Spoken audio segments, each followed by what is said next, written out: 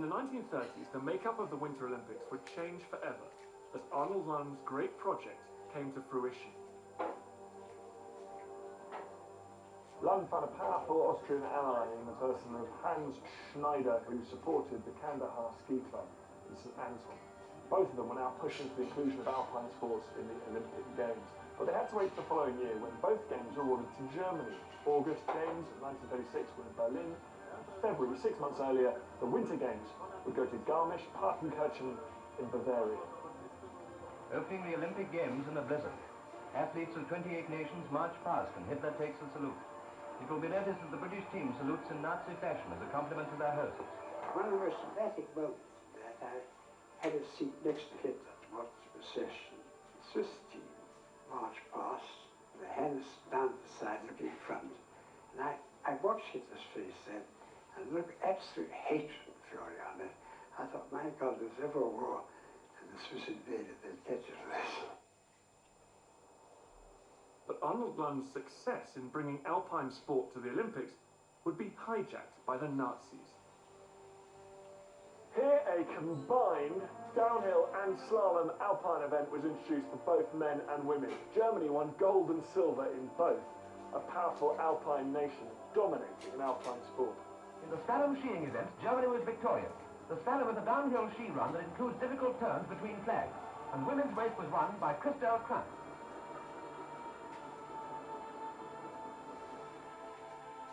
Arnold Lund had seen it coming. He'd watched as times changed.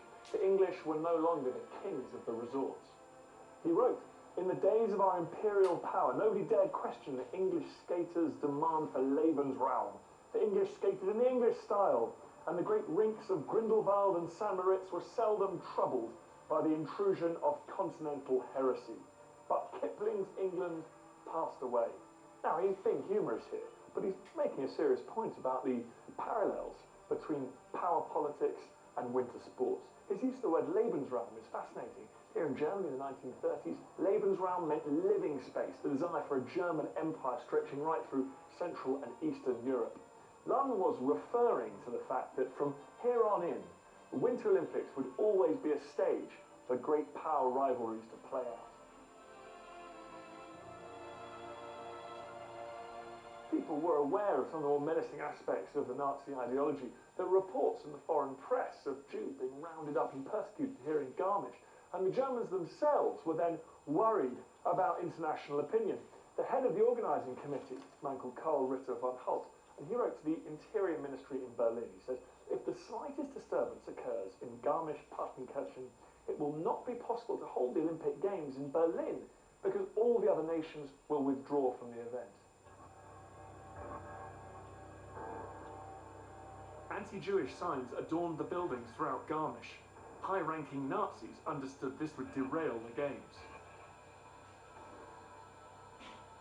Es hat bis von oben, bis von Hitler gedauert, bis tatsächlich in Garmisch-Partenkirchen diese Schilder entfernt waren. Sie standen an allen Ortseingängen, sie standen oder hingen in Hotels, sie hingen zum Beispiel auch am Olympia-Pressebüro, und für die Spiele selber aber mussten auf Betreiben des IOC alle Schilder abmontiert werden. Und es hat tatsächlich eine lange Zeit gedauert, bis es soweit war. Erst 14 Tage vor Beginn der Spiele sah man in Garmisch-Partenkirchen keine Juden unerwünscht.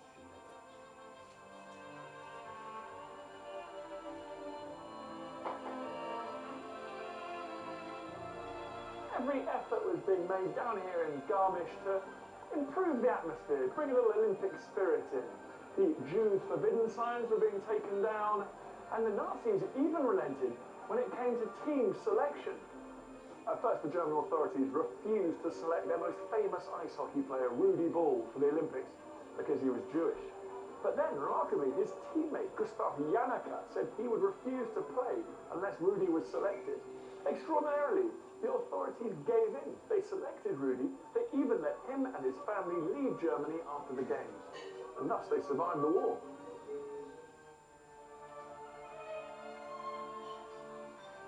The final verdict on the Garmisch Games remained damning thanks to their association with the Nazis.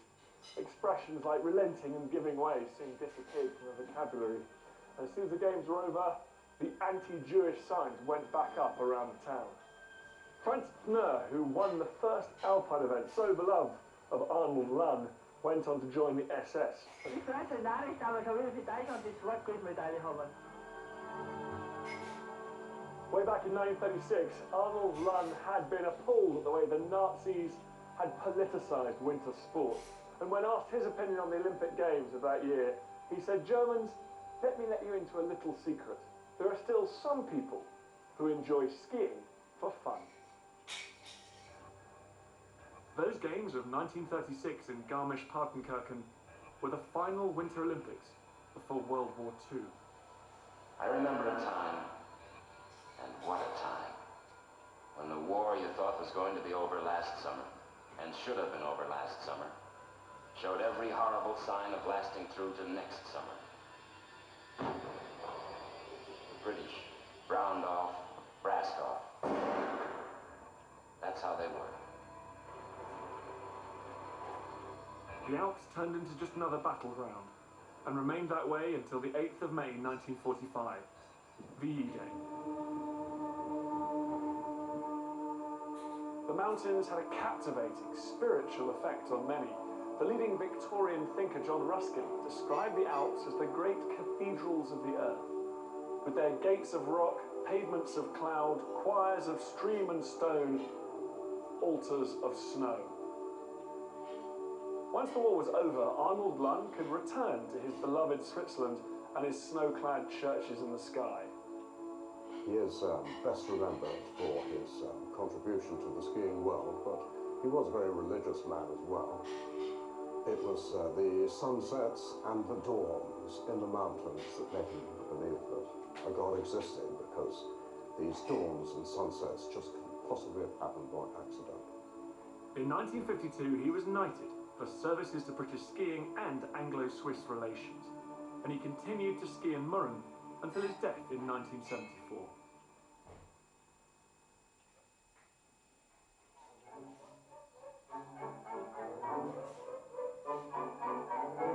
Dawn is breaking over this peaceful Norwegian village as Mr. Pastry quietly leaves his hotel for his first skiing lesson. The Olympics resumed after the war. Downhill skiing would no longer be the butt of Scandinavian jokes. It would become the blue-ribboned event of future games.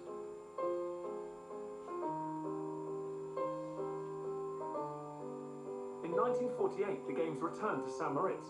Familiar, St. Moritz in neutral Switzerland, for the Games of Renewal. Renewal, but not reconciliation. Not yet. The Axis countries were not invited, so no Germany, Japan, or Italy.